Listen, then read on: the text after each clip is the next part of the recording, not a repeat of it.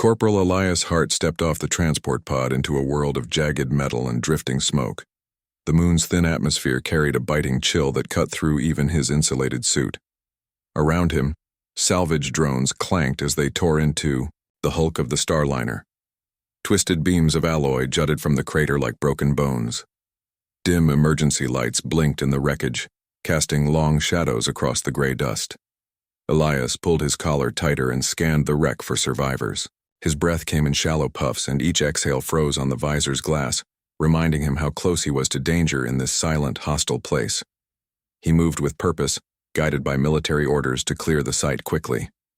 Behind him, two technicians argued about the best way to cut through the hull. A salvage officer barked commands into a comlink. No one mentioned the rumor of a lone survivor, but Elias had heard it whispered in the transport bay. They said the little alien child might still be alive somewhere in the debris. Most dismissed it as wishful thinking.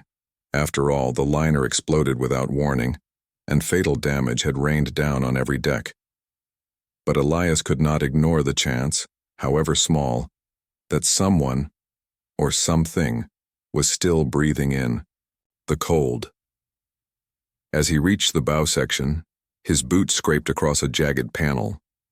A soft, uneven sound caught his ear. A quiet whimper. Elias paused. He looked around, searching for its source. His suit's sensors picked up a faint life sign, weak and irregular. The signal pulsed at the edge of his scanner's range, buried beneath static. He crouched and aimed a small handheld scanner at the rubble. The readout jumped between no reading and a faint heartbeat symbol. His pulse quickened. "Show me," he whispered to the device, though no one could hear. He inhaled slowly, steeling himself, then brushed aside a shard of charred metal. There, pressed against a torn bulkhead, lay the child. She was small, no taller than a human toddler, with pale silvery skin that had dulled under a film of dust. Her limbs were bent at odd angles, and one arm was pinned beneath a heavy beam. Thin streaks of dark fluid stained the panel beside her. Elias knelt, his gloved fingers trembling as he touched her shoulder. Despite the cold, her skin was warm. Her breathing was shallow but present. A tiny hand flexed weakly at his touch. He placed a hand behind her head and peered closely. Her eyes, large and jet black, fluttered open for a moment. She gazed up at him, confusion and fear in her dark pupils. Footsteps pounded on the metal deck above. Elias knew the salvage crew would reach this part of the wreck soon. They would see the child as nothing more than evidence to be collected or discarded. Orders would come down to leave her and move on. He fitted the scanner's strap firmly to his wrist, then lifted the beam with a grunt. His suit's servos hummed in relief as he slid the child free. She cried out, a fragile sound that cut through the roar of distant machines. Elias wrapped his arms around her and tucked her small frame against his chest. Her body was so light it felt unreal. He could almost imagine her drifting away like a ghost. He looked up as a salvage officer's voice crackled in his ear, sharp and impatient. "Corporal Hart? Status?" Elias swallowed. He knew what came next. "I have a survivor," he said, quietly, even though he knew it would not please them. He shifted the child to a small carry sling he kept for emergencies, then activated his suit's warmth field to keep her from freezing. He glanced around. The wreck's path back to the transport pod would be watched. If he tried to carry her out in plain view, he would face questions and orders he had no intention of following. A flicker of memory passed through Elias's mind. His little sister, years ago, caught in a burning house. He had carried her out, even when the fire squad told him to leave her. She lived because he refused to give up. Now he held this alien child close and felt the same fierce need to keep her alive. He rose to his feet, brushing dust from his uniform. Loud voices called out above the clamor of machines. The time to act was now. Elias turned his back to the wreck, cradled the girl, and moved toward the narrow service tunnel that led to the main corridor. With each step, the girl's breathing steadied. She curled into him, her small body warm against the cold of his suit. Elias guided her gently, avoiding pools of spilled coolant and jagged steel. He felt her stir, her black eyes, opening once more to meet his. In that brief moment he saw trust. It was enough. The doors ahead swished open, and bright lights flooded the tunnel. Elias squared his shoulders and walked into that light, determined to protect her at all costs, even if it meant defying every order he had ever taken. Corporal Elias Hart walked down the narrow corridor, the little alien girl cradled in his arms. The tunnel lights flickered overhead, making long shadows dance across the metal walls. Every step echoed with the distant roar of salvage drones tearing through the Starliner's remains. Elias felt his heart pound, not from fear of the machines, but from the weight of the choice he was about to make. He reached a maintenance bay where unarmed human transports were stored. A lone hover platform sat in the center, its hatch open and its engines silent. Elias set the girl gently on a padded bench and activated the suit's warmth field to keep her from shivering. She curled up, her dark eyes half closed, trusting him completely. Elias pressed the comm button. "This is Hart. I'm returning to base," he said, voice steady even though his pulse raced. The reply crackled back. "Proceed immediately, Hart. Report with the child." He swallowed hard. A report meant handing her over to the military. Containment, they would call it. Elias remembered the handbook. Any alien life form was a potential threat. They would slice a piece of her for study.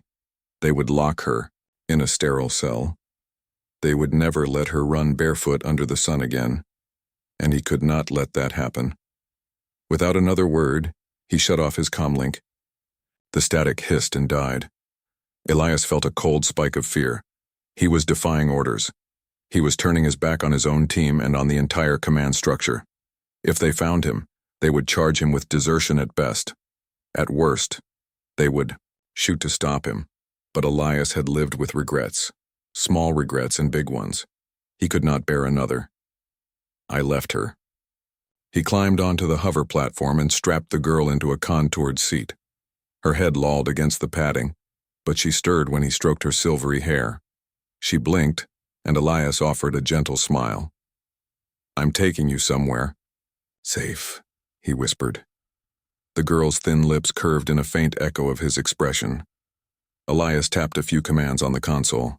The engines hummed to life, low and steady. The maintenance bay doors slid open with a hiss, revealing the moon's barren surface. Acid-frozen plains stretched to the horizon, broken only by jagged outcrops of volcanic glass. Beyond them lay the hidden settlement of human scientists and engineers, his only hope to protect the girl. He guided the hovercraft out onto the dusty ground. With each meter, the distant clang of salvage operations grew fainter. Elias kept to a shifting shadow of rock formations avoiding the main paths. The moon's weak gravity made the ride smooth, but hidden ridges threatened to jolt the craft and wake the girl. He leaned forward, hands steady on the controls. The planes were silent, but for the hiss of his engines and the soft clicks of his suit. Halfway across the wasteland, a dust storm blew in. Fine gray particles whipped across the platform, and the air thickened with static. Elias activated the vehicle's shield layer to keep the worst at bay. Even so, visibility dropped to mere meters. He eased the throttle back, inching forward against the gale. He thought about the little alien's home world, if any still existed. He did not know her name yet.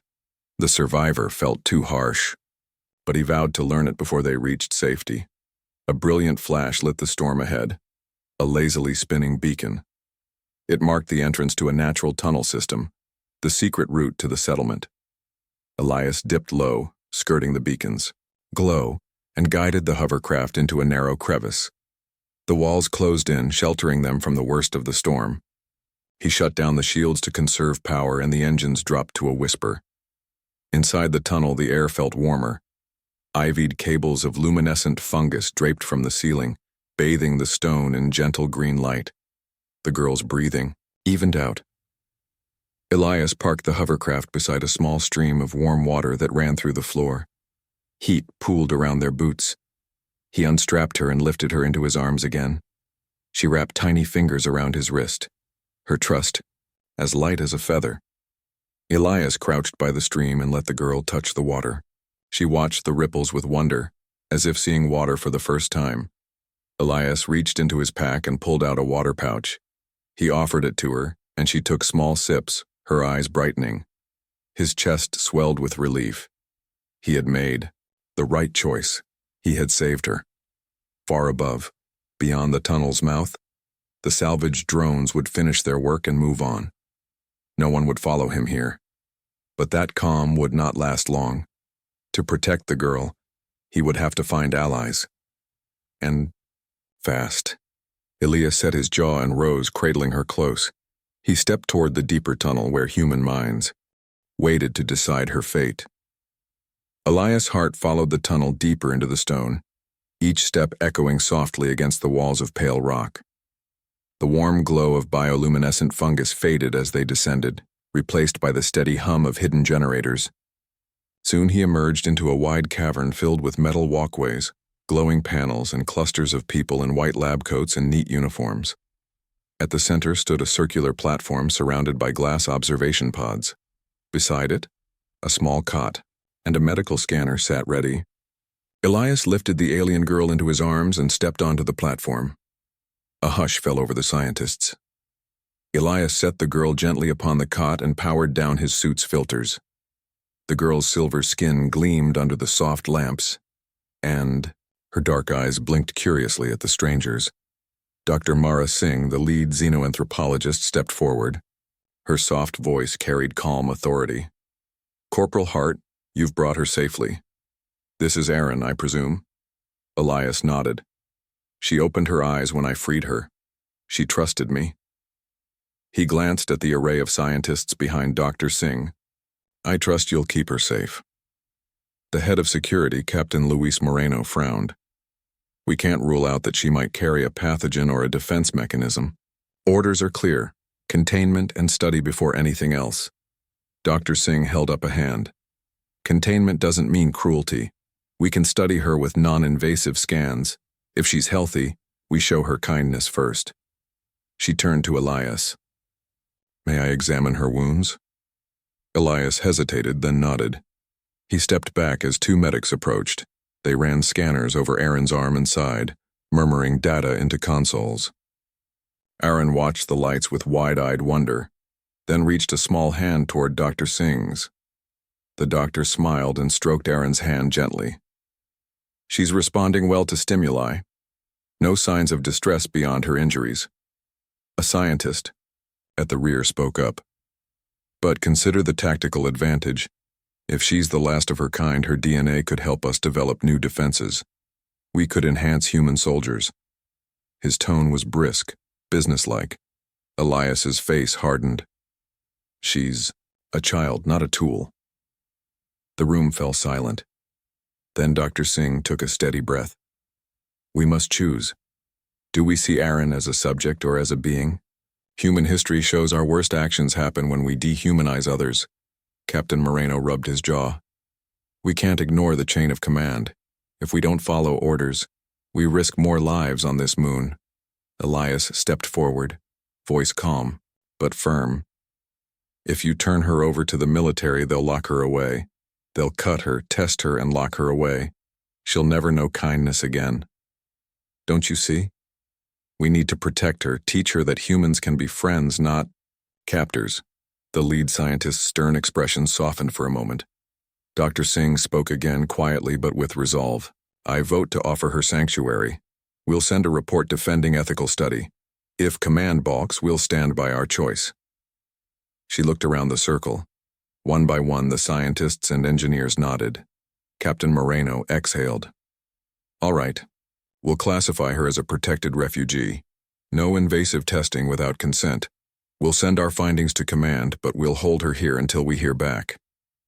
Elias let out a breath he didn't realize he'd been holding. He knelt and gently brushed a lock of pale hair from Erin's forehead. She opened her eyes and smiled, a small, shy curve of her lips. Elias felt a surge of relief. She reached for his hand, and he squeezed gently. Dr. Singh motioned to a nearby alcove. "This is her home now, for as long as she needs. We've set up a play area and a small garden under artificial lights. It's not perfect, but it's something gentle. She guided Elias and Aaron toward it. The alcove contained soft mats, bright flowers in pots, and a clear pool of warm water. Aaron's eyes lit up. She toddled forward, dipping a finger into the pool and watching ripples radiate outward. Elias stayed behind, speaking quietly to Dr. Singh. "Thank you for standing up. I don't know what would have happened if I brought her to base." "Doctor," Singh placed a hand on his shoulder. "You did the right thing. We'll teach her to trust again, and you rest. You've done more than most would dare." Elias allowed himself a small smile. He settled into a chair by the alcove entrance and watched as Aaron explored. The tension of the last hours eased from his shoulders. He knew the battle for her future was only beginning. But here, in this hidden haven, for the first time she was safe, and he had found allies who shared his belief that compassion was humanity's greatest strength. Late that evening, alarms blared through the underground haven. Red lights pulsed along the metal corridors. Elias' heart bolted upright from his chair by Aaron's alcove. He held his breath, straining to catch any sound. The alarms came with heavy footfalls echoing from above. Corporate enforcers had tracked Aaron's unique biosignature to this hidden lab. Elias gathered Aaron in his arms. Her eyes were wide with fear. He pressed a finger to his lips and whispered, "Stay close."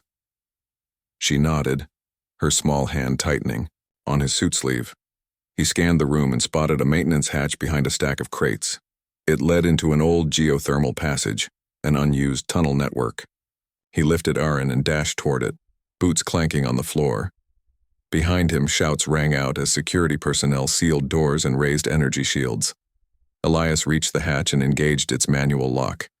The steel door slid open with a hiss of ancient hydraulics. He dropped down into a narrow shaft. Sparks flickered overhead from old wiring, and steam hissed from vents every few meters. Aaron nestled against his chest, her breath warm against his suit. The tunnel was dark, lit only by dim glow strips placed long ago. Elias crouched low, careful, to avoid hanging pipes. He moved forward, his motions silent but swift. He could hear the enforcers below, heavy armor plates striking metal, the click of rifles being cocked. He led Aaron deeper, following his memory of the labyrinthine layout from earlier scans. They reached a fork in the tunnel. To the left, a faint draft hinted at an exit toward the surface wastes. To the right, a low hum suggested proximity to the lab's power core. Elias paused. He needed a diversion or the enforcers would corner them. He pointed to the right and opened a small case at his belt. Inside lay a compact thermal charge, enough to blow a vent cover and draw attention. He set the charge on a pipe junction, then backed away with Aaron. With a tap on its timer, he sealed the case. The charge detonated with a muffled boom, sending steam and sparks into the corridor. The tunnel trembled. Elias and Irene slipped into a side alcove just as the enforcers rounded the next bend, flashlights sweeping the area. They yelled, alerting others. Heavy boots charged toward the explosion. Elias waited until their voices faded down the shaft. He peered around the corner. No sign of pursuit. He exhaled. Aaron pressed her cheek against his chest and closed her eyes. He felt her small hand relax in his glove. They moved on toward the surface exit, ducking under fallen beams and climbing over slick mineral deposits on the floor. Suddenly, the tunnel narrowed and opened into a vast cavern. Twin geysers of steam shot upward from fissures in the ground. Strange crystal formations caught the steam's glow, painting the walls in rainbow light. The air was hot and moist. Elias slowed, careful not to slip on wet stone. He placed Aaron down on a flat boulder. Her eyes widened at the swirling mist. She reached out and the steam curled around her fingers like living ribbons. Elias watched her, heart swelling. She was safe for a moment, mesmerized by nature's wonder. He checked his scanner. No life signs nearby. The enforcers had not followed this way. He gathered Aaron and stood, turning toward a narrow ledge above. It led to a crevice that opened, onto an acid plain, far from the lab's detection fields. As he helped Aaron climb, he felt a strange vibration through his boots. He glanced at her and saw her eyes glowing faintly. A soft hum emerged around them. Elias froze. The crystals in the cavern began to pulse in time with Aaron's glow. Steam billowed into patterns that looked like shapes, like tall buildings, like ships. The air spoke to him in a voice he did not hear with his ears but felt in his mind. It was calm and urgent. Aaron reached out with her tiny hand toward the largest crystal. It shone bright and sent a wave of warmth across the cavern. Elias felt a rush of emotion, wonder, peace, and a whisper of warning.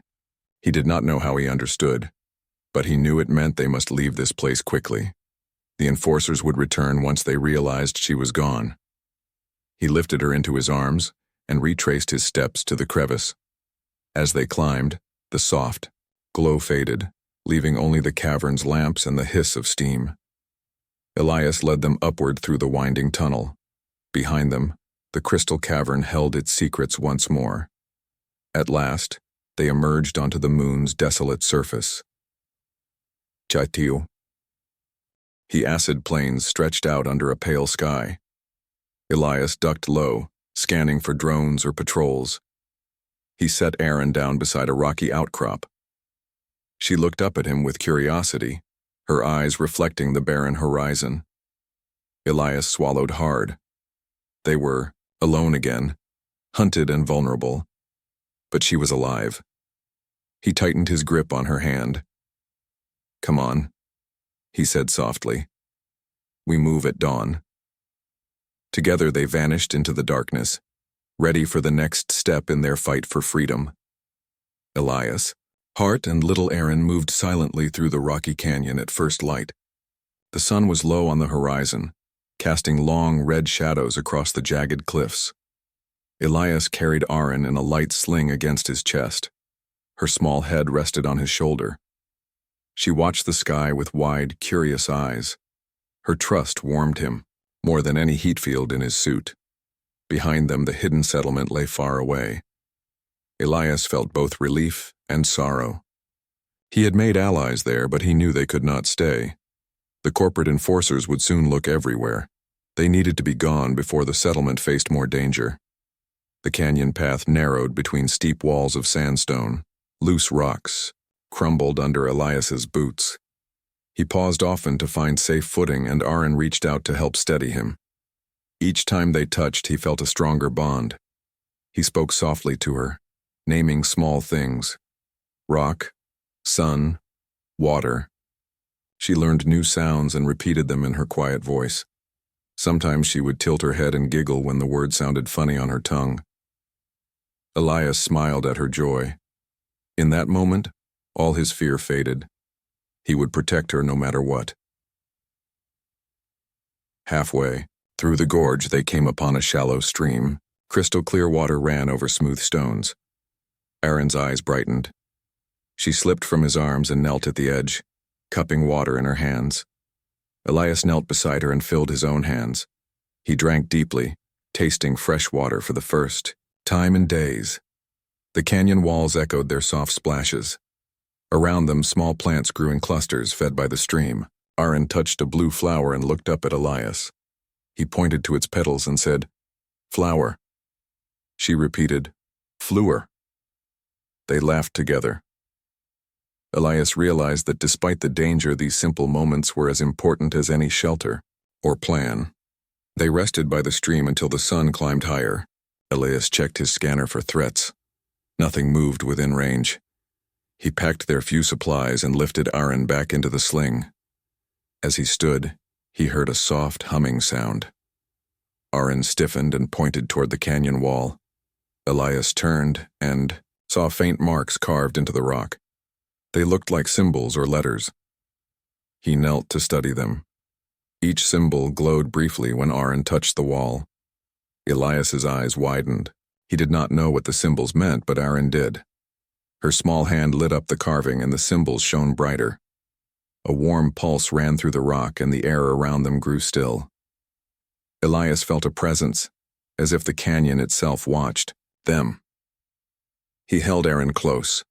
heart pounding with wonder and caution. Then the glow faded, and the stones were plain again. Aaron looked up at Elias and smiled softly. She whispered a sound he could not place. Elias squeezed her hand. He did not understand the magic, but he knew it was connected to her.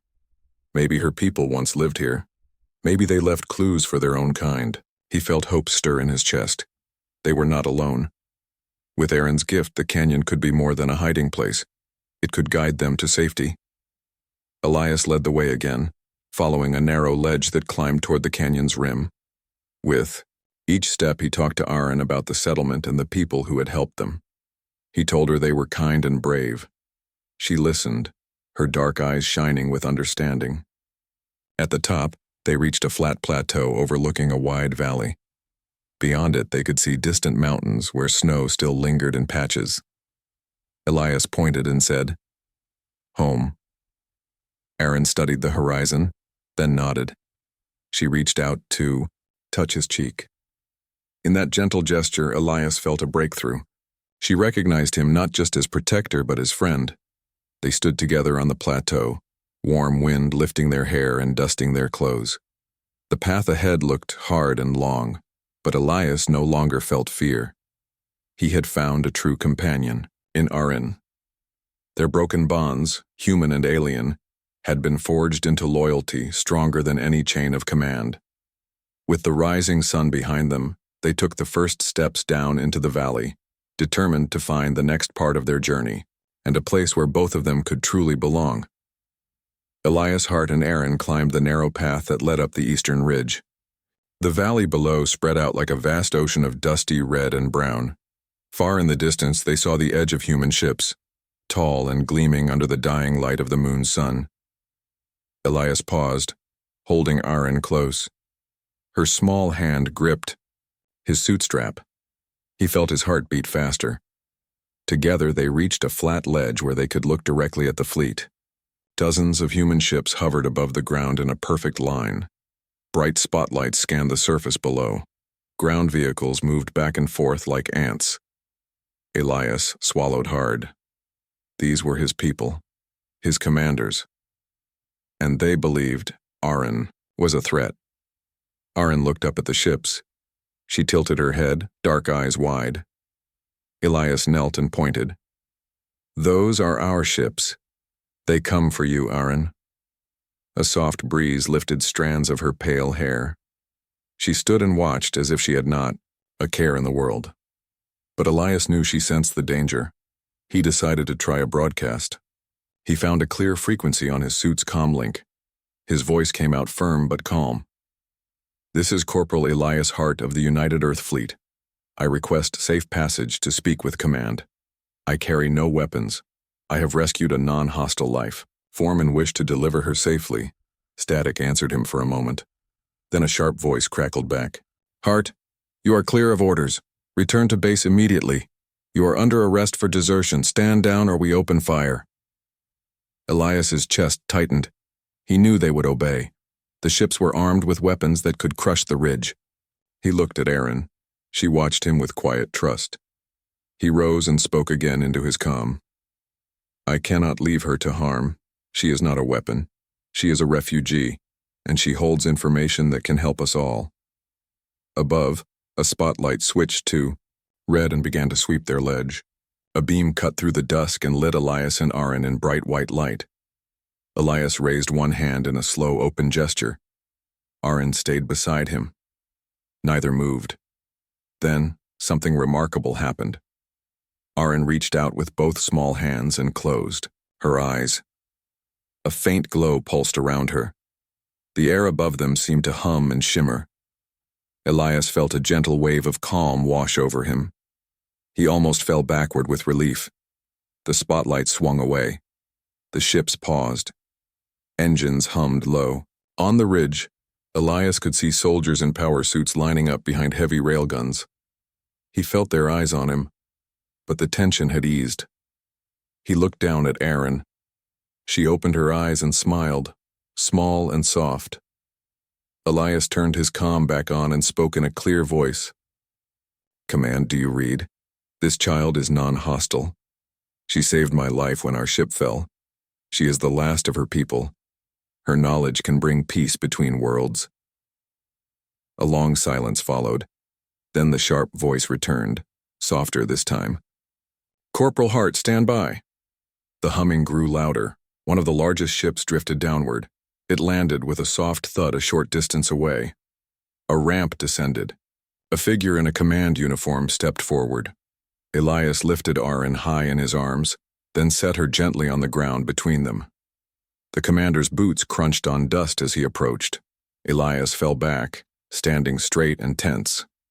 Aaron watched, the man's face with curious eyes. The commander studied them both. Then he nodded to his guards. They lowered their weapons. Elias exhaled. He kept his hand near his side, ready to shield Aaron. The commander spoke, voice calm and cautious. "Corporal Hart, your actions are under review. Explain why you disobeyed a direct order." Elias glanced at Aaron. She looked at the commander with a steady gaze. He took a breath and spoke clearly. "Sir, I saw a dying child. She had done no harm. I could not leave her to die under enemy hands. My orders are to protect human life, not only human life but all life. I chose mercy." The commander's eyes narrowed. "This is an alien species we barely know. You risked the lives of this entire fleet for a single unknown." Aaron reached out a small hand. Elias's jaw tightened as he watched her hold the commander's gaze. Then the air around them pulsed again, softer than before. The commander's stern face softened. He blinked, as if waking from a dream. He lowered his visor. "What is this?" he asked, looking from Aaron to Elias. "Are you controlling me?" Aaron shook her head and smiled. A gentle voice that only Elias heard echoed in his mind. "Peace.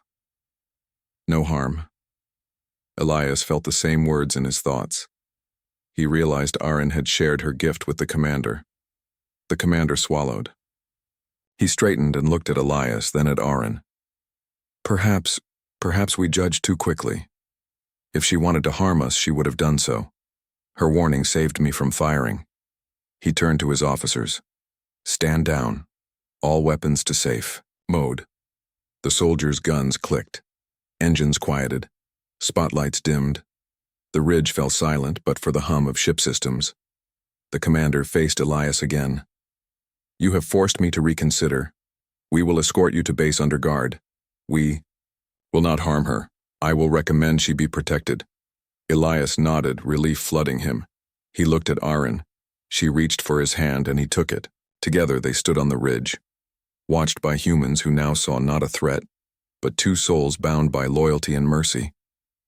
Elias Hart walked side by side with Commander Reyes as they descended the ramp from the flagship's hull. Aaron toddled at Elias's feet, her small hand curled around his glove. The landing pad stretched wide beneath the morning sky, lit by the pale sun of the moon. All around them, soldiers and scientists paused in their tasks to watch the trio pass. Elias felt their gaze, not with fear this time, but with quiet respect. At the edge of the pad, Dr. Mara Singh and Captain Luis Moreno waited. They stood apart, from the military guard, their faces beaming with relief. Dr. Singh stepped forward first and knelt before Aaron. "Welcome back, little one," she said, gently offering a soft blanket. Aaron accepted it, wrapping herself snugly, then leaned against Elias's leg. Elias placed a protective hand on her shoulder. He met Dr. Singh's eyes and gave a small nod. "Thank you." Commander Reyes addressed the gathered personnel with a clear, confident voice. "Today marks the beginning of a new chapter," he declared. "We have witnessed courage, kindness, and the power of mercy. This girl, Aaron, represents not a threat, but an opportunity for understanding." He gestured to a waiting transport craft. "We will escort her to the research vessel Horizon, where she will be cared for under joint oversight of our scientists and humanitarians. There, we will begin our mission to find any survivors of her species and to learn from her people." Murmurs of agreement spread through the assembled crowd. Soldiers relaxed their stances and engineers shared hopeful looks. The energy in the air shifted from tense to optimistic. Elias felt a weight lift from his shoulders. He glanced down at Aaron, who looked back with bright, trusting eyes. He knelt before her and whispered, "This is for you." She reached up and touched his cheek, her small fingers warm against his visor. He smiled and helped her to stand. They moved toward the Horizon's shuttle. As they walked, Elias reflected on how far they had come. He remembered the crash, the cold silence of the wreck, and the mechanic's voice telling him to leave her behind. He thought of the hidden haven, the geothermal tunnels, and the fiery showdown on the ridge. Each moment had tested him. Each choice had been a step into the unknown. But through every danger, one truth had guided him. Compassion was stronger than fear. At the shuttle's ramp, Commander Reyes paused. He turned to Elias. "Corporal Hart, you have my gratitude, and the gratitude of humanity. You have shown us what our creed truly means." He placed a hand on Elias's shoulder. "You will accompany Erin to the Horizon, report on her condition, and ensure her safety. After that, any further orders are yours to refuse, should you wish to continue as her guardian." Elias bowed, his head in respect. "Thank you, sir. I will honor that trust." Erin reached for Elias's hand as they boarded. Inside the shuttle's cabin, seats were arranged around a play area filled with soft mats and interactive displays. Small robots hummed quietly, ready to offer company or a comforting story. Aaron's eyes widened at the colors and gentle lights. Elias helped her into a seat by a window. She pressed her face to the glass and watched as the landing pad receded below them. The distant human outpost shrank to a dot. Beyond it lay the acid plains, the hidden settlement, and the canyon where they first bonded. Elias squeezed her hand and pointed upward. "Look," he said softly. "The stars." The shuttle engines hummed as they rose into the sky. Aaron's gaze followed the curve of the planet's surface and then drifted to the cosmos above. Her dark eyes reflected the distant suns, and for a moment, Elias felt the vastness of space wrap them both in its embrace. He sat beside her, silent, letting her sense the rhythm of the ship's gentle climb. When the craft docked at the Horizon, a welcoming committee of biologists, diplomats, and medical staff waited. Dr. Singh accompanied them, carrying medical, scans, and warm blankets. She smiled at Elias. "Everything is ready," she said. "They've prepared a garden module for Aaron, with plants from different worlds, and a small library of images and sounds to help her learn our ways." Aaron reached out to Dr. Singh and whispered a sound that made the doctor's eyes mist over. "Family," Aaron said as though she understood each word. Elias felt a swell of pride. He swept Aaron into his arms and turned to the waiting crew. "She's more than a symbol," he began, voice steady. "She's a friend, a teacher, and the hope for our future." The assembled team nodded, and Commander Reyes stepped forward to seal the moment. He held a simple ceremonial plaque, a token of peace. The insignia of Earth and an alien star intertwined on its surface. He handed it to Elias. "For you and Aaron," he said. "May it remind us that compassion can bridge any divide." Elias accepted the plaque, his gloved hands steady. He looked at Aaron, then at the eager faces around them. The corridor lights glinted on the plaque's metal, and for the first time he saw not soldiers or scientists but pioneers of a new age. At his side was the little alien girl he had saved. She was safe. She was free. And together they stood at the threshold of tomorrow. As they stepped into the Horizon's bright foyer, Aaron looked up and smiled at Elias. He knelt and whispered, "Are you ready, Aaron?" She reached up and placed her hand on his cheek. "Ready," she replied, her voice soft but sure.